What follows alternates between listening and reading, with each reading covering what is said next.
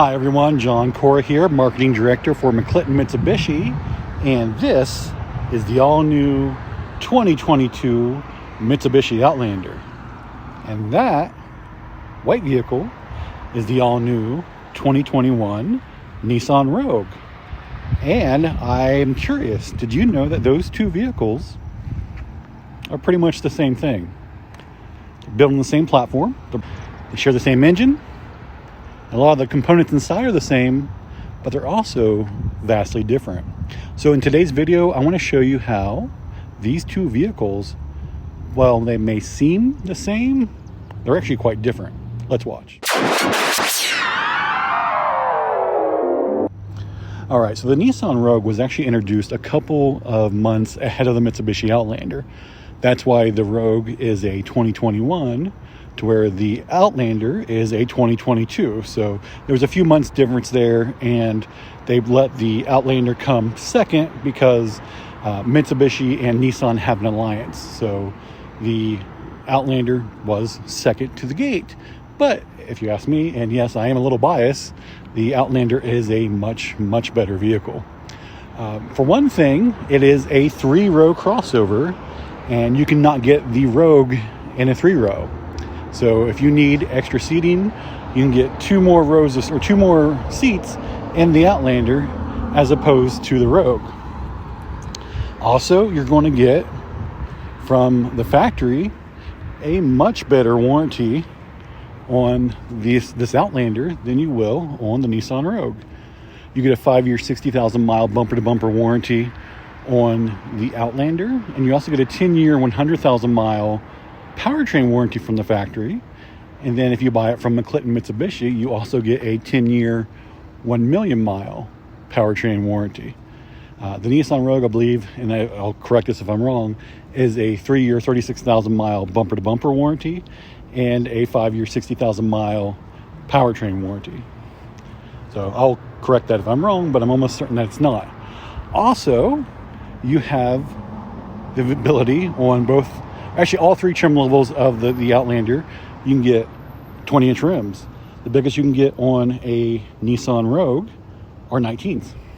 So if big rims are important to you, which a lot of people have said they truly like these rims on this Outlander quite a bit, then you have to consider the Outlander if you're looking for more stylish rims.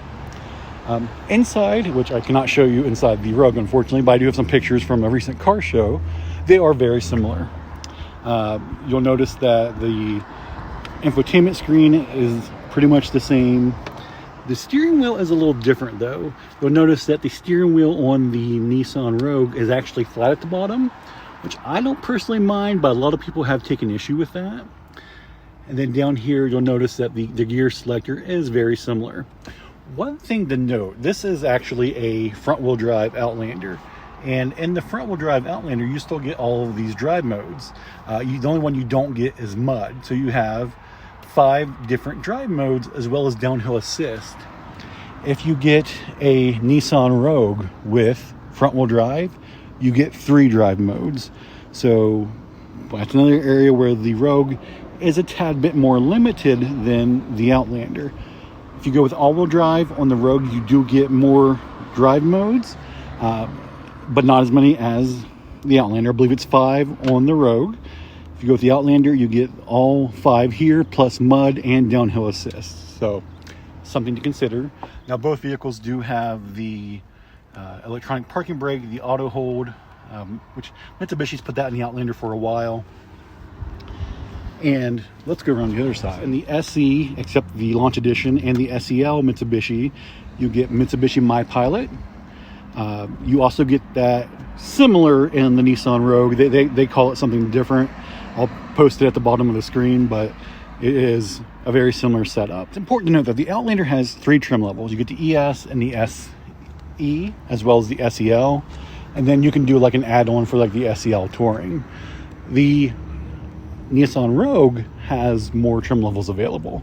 So if that's something that you're concerned about, I will say that the ES Outlander is more well equipped as a base model than the entry-level Rogue, which I believe is the S. So just something to consider. You're going to get more standard features here on the Outlander than you would on the Rogue, so something to consider. Also, if you're like me, the all-wheel drive, super all-wheel control Outlanders have headlight washers. Now, this is a front-wheel drive one. It does not have it.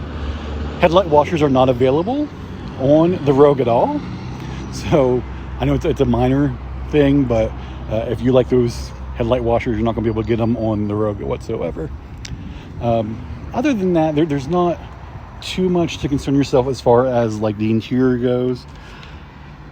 I've sat in both. I've driven the Outlander quite a bit. Your ride and drive is going to be mostly the same. The Rogue does weigh a little less, so without having that third row seat, the overall gross weight of the vehicle is going to be a little bit less, but you're also going to get a little bit less practicality with that. And once again, riding on 19s, your feel's going to be a touch different. Most people probably won't be able to notice that well, but that's one of the other ways in which the ride is different. All right, let's just go take a quick walk around the Rogue here real quick. Let's be stealthy about it.